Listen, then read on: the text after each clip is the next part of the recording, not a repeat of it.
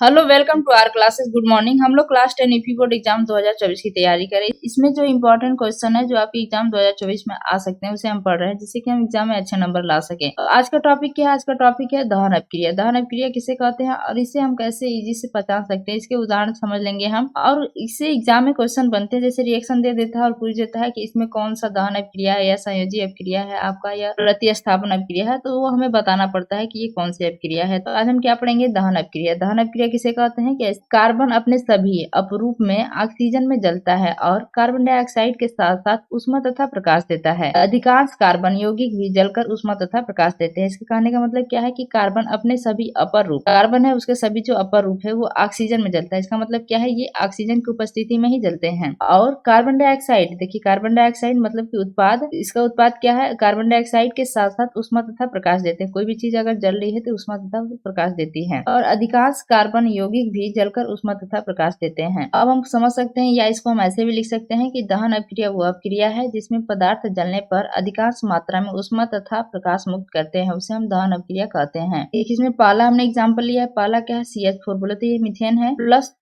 2O2, यहाँ oxygen हो गया, O2 ये ऑक्सीजन, मीथेन ऑक्सीजन की उपस्थिति में क्या हो रहा है? इसका दहन हो रहा है। ये क्या बना रहा है? देखिए CO2 बना रहा है। ये CO2 प्लस 2H2O जल भी बना रहा है प्लस ऊष्मा तथा प्रकाश दे रहा है। तो आप यहाँ से समझ सकते हैं क्या देता है ये? ऊष्मा, प्रकाश और CO2। तो हम कह सकते हैं ये दहन अपक्रिया है। दूसरा अपक्रिया हम समझ लेते हैं। देखिए यहाँ पर कार्बन प्लस O2, ये ऑक्सीजन की उपस्थिति में हुआ तो कार्बन प्लस O2 ऑक्सीजन, देखिए इसमें ये इसका दहन हो रहा है तो क्या बना रहा है? ये कार्बन डाइऑक्साइड बना रहा है प्लस ऊष्मा तथा प्रकाश। देखिए यहाँ इसमें जल नहीं है। तीसरा क्या दिया है? CH3 CH2OH plus 3O2। देखिए यहाँ पर भी O2 आ गया, ऑक्सीजन की उपस्थिति। अपक्रिया करके क्या कर रहा है? ये कार्बन डाइऑक्साइड, बोले तो CO2 2CO2, यहाँ पे carbon dioxide plus 3H2O plus ऊष्मा। देखिए ऊष्मा जो है ये सब में है, CO2 सब में है। तो यहाँ से हम ध्यान दे सकते हैं कि कोई भी रिएक्शन हो और ऑक्सीजन की उपस्थिति में, इसका अभिकारक में ये ऑक्सीजन की उपस्थिति में संयोग करके कार्बन डाइऑक्साइड, देखिए तीनों में है कार्बन डाइऑक्साइड, और ऊष्मा हम देख सकते हैं ऊष्मा भी तीनों में है। किसी किसी में यह जल दे रहा है, किसी किसी में नहीं दे रहा है। तो यहाँ से हम इसको ऐसे भी इसको लिखा जाता है कि ऑक्सीजन से संयोग करके CO2